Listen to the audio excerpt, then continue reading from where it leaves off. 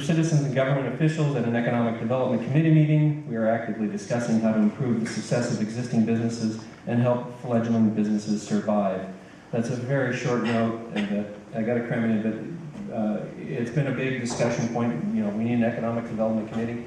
This is where it begins. This is a citizen-led organization with some really great people that I think are going to produce some really good results. So I know I'm giving you short shrift, but we can talk later.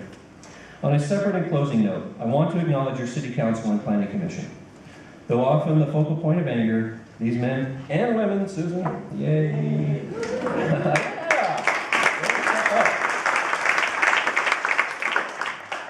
Serve with no compensation to try and improve our city. As I tell everyone that will listen, decisions about your future are going to be made.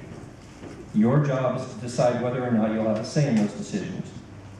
With a majority of the council being newly elected, I think it's easy to forget the stress it must be bringing to the 3 remaining members who have served at length. Their knowledge and expertise cannot be overlooked in a rush for change or in the excitement of discovery.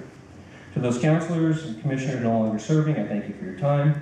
To Councilors Noriakis, Sprague, and Ryan, I offer thanks on behalf of the citizens of Lincoln City for your dedication and selfless service.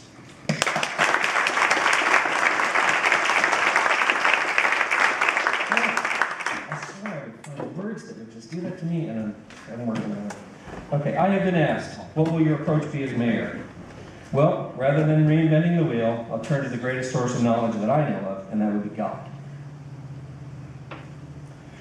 Proverbs 1 tells us, to know wisdom and instruction, to discern the saying of understanding, to receive instruction in wise behavior, righteousness, justice, and equity, to give prudence to the naive, to the youth knowledge and discretion. A wise man will hear and increase in learning, and a man of understanding will acquire wise counsel.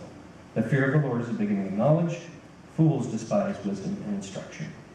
And finally, a quote from Jesus. Above all, love each other deeply, because love covers a multitude of sins. Offer hospitality to one another without grumbling. Each of you should use whatever gift you have received to serve others as faithful stewards of God's grace in its various forms. With that, I want to serve Lincoln City, and I want to be a good example to my children. Thank you for your time. May God bless you.